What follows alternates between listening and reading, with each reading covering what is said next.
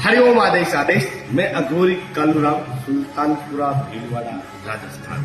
सर्वप्रथम मैं मेरी सभी माताओं, बहनों, भाइयों, गुरु भाइयों को तहे दिल से बारंबार प्रणाम करता हूँ। जाने अनजाने भूल में कुछ गलती हो जाए तो हमारे को क्षमा करें। हमेशा गौ माता की सेवा करें, माताओं बहनों की इज्जत करें, माता को माता समझे, बहन को बहन समझे और अपनी नीयत को हमेशा साफ रखें। अपने मन में दया की भावना रखें।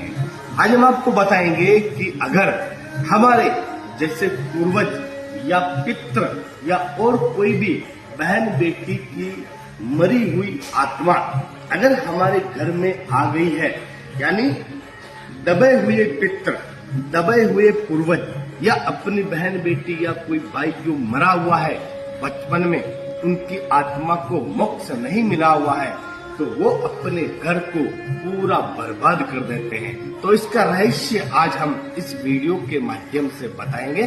तो जरा ध्यान से सुनना और वीडियो को शेयर करना, ताकि हर व्यक्ति के मन में आए कि हमारे वास्तव में हकीकत में पितृ पूर्वज और मरी हुई आत्माएं परेशान करती हैं। सर्वप्रथम इसके हम आपको लक्षण बताते हैं कि मरी हुई आत्मा और पितृ, दबे हुए पितृ और दबे हुए पूर्वज हमारे को क्या नुकसान पहुंचाते हैं। हर चीज तांत्रिक क्रिया की नहीं होती है, हर चीज देवी देवताओं की नहीं होती है, हर बीमारी डॉक्टर की नहीं होती है, हर बीमारी जानदेर की नहीं होती है, हर बीमारी, हर चीज का अलग अलग मार्ग होता है। तो सुनिए ध्यान से, वीडियो को ज्यादा से ज्यादा शेयर करें।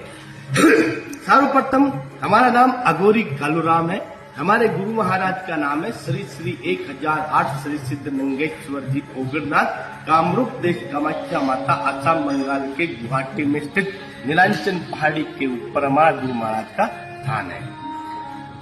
आगे हम आश्रम पर हर शनिवार और रविवार को सुबह 10 बजे से शाम को 3 बजे तक हम आश्रम पर मिलते हैं।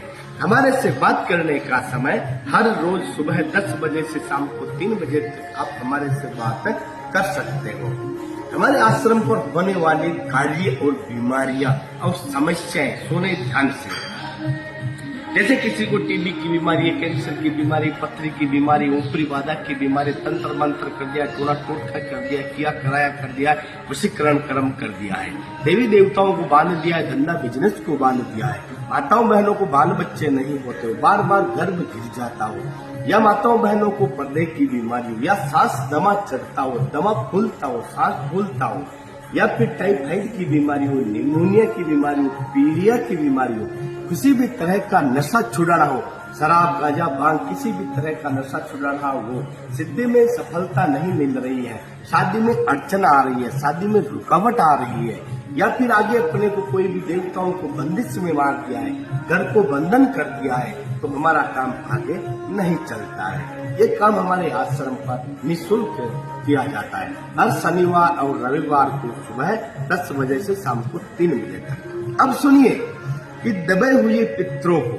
दबे हुए आत्माओं को और दबे हुए पूर्वजों को कैसे जागृत करके कैसे उनको खुश किया जाता है। तो इनके पहले हम आपको लक्षण बता देते हैं। जैसे बालकपने में कोई अपनी संतान, अपनी कोई बहन बेटी मर जाती है, उसकी आत्मा बहुत खतरनाक विनाशकारी कर सकती है। दूसरा, हमारे पितृ और पूर्वज अगर वो भी बदल जाते हैं तो वो भी हमारा विनाश कर देते हैं। इनके लक्षण होते हैं घर में हमेशा लड़ाई झगड़ा कराना, काम धंधे को पूरा बंद कर देना, मन में अनेक तरह के नेगेटिव विचार आना, बाल बच्चों का मन पढ़ाई में नहीं लगना, बाहर से पैसे बहुत आते हैं, घर पे आते ही खत्म हो जाते हैं, और हमेशा घर में ऐसी लड़ाइयाँ होती है कि पति पत्नी एक दूसरे को देखना भी पसंद नहीं करते हैं, और शरीर में अनेक तरह की बीमारियां पैदा होने लग जाती है, और शरीर में ना जाने क्या क्या तरह की आत्माएं आना शुरू हो जाती है और विनाश रूप अपना लेती है। ये इनके लक्षण होते हैं। अब इनको अगर आपको शुद्ध करना है, स्वच्छ करना है और इनका आशीर्वाद लेकर हमारे को आगे से आगे बढ़ना है, तो सुने ध्यान से। अघोरी कालूराम जो बता रहा है पूरी तरह से सुनिए। किसी भी अमावस के दिन में या ग्यारस के दिन में, एकादशी या अमावस के एक दिन पहले आपको क्या करना है? जो पितृ दबे हुए हैं, पूर्वज दबे हुए हैं या मरी हुई आत्मा को मोक्ष नहीं मिला हुआ, उसके लिए सबसे खास टोटका है। किसी भी अमावस के एक दिन पहले या एकादशी के एक दिन पहले आपको क्या करना है? ध्यान से सुनिए। 7 नारियल रखना है। 7 नारियल सूखे हुए होना चाहिए, जो अंदर से बचते हुए होना चाहिए। 7 नारियल, 7 नारियल पे एक लच्छा की मोली बांधे। मोली बांधने के बाद में 7 बाजोट लेके आए। बाजोट यानी लकड़े का ऊपर जो भगवान की तस्वीर रखते हैं उसको बाजोट बोलते हैं। 7 नारियल पे 7 तरह के एक ही कपड़ा होना चाहिए, सफेद कपड़ा।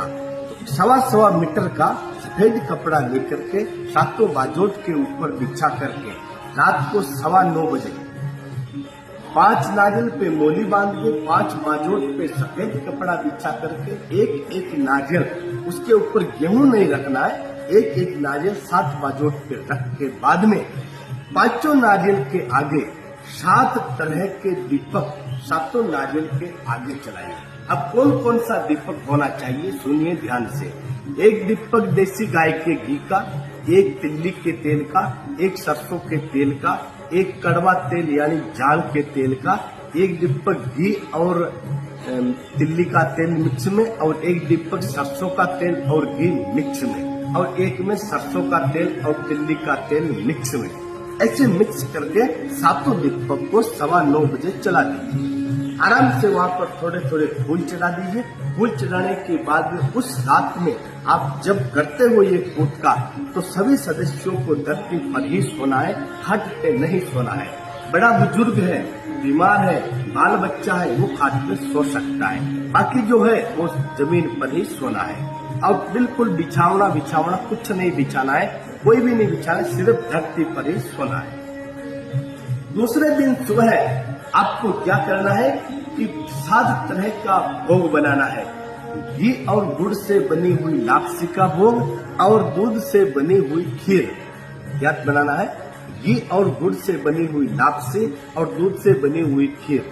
ये दोनों को बना के फिर दोनों को मिक्स कर देना है। मिक्स करने के बाद में सुबह 9:15 बजे थोड़ा थोड़ा अंगीरा या आग या कंडे का जो आग होता है उसको 7 नारियल के आगे रख के थोड़ा थोड़ा धूप कर दें। फिर जो घी और 1.25 किलो दोनों बनाना है, 1.25 किलो घी और गुड़ का लापसी और 1.25 किलो चावल का। फिर भोग लगाने के बाद में बचे हुए को गौ माता को, कुत्तों को और चिड़ियाओं को डाल दें। फिर दोपहर 2 बजे के बाद में जो भी बाजोट है, जो भी लाल कपड़ा है, जो भी नारियल है, वो सारों को लेकर के कहीं बहते हुए पानी के अंदर विसर्जित कर दीजिए। फिर देखिए चमत्कार कि आपकी मरी हुई आत्मा कैसे मोक्ष मिलता है और दबे हुए पितृ और पूर्वज आपका कैसे कल्याण करते हैं। अवश्य ये टोटका जरूर करें। इससे क्या है कि अपने मरे हुए जितनी भी पूर्वज, पितृ और मरी हुई आत्माएं जो परेशान करती है, वो सारी मोक्ष होकर आगे से आगे प्राप्त हो जाएगी। तो हरिओम, आदेश सभी भगत खुश रहे और गुरु महाराज आपका कल्याण करें।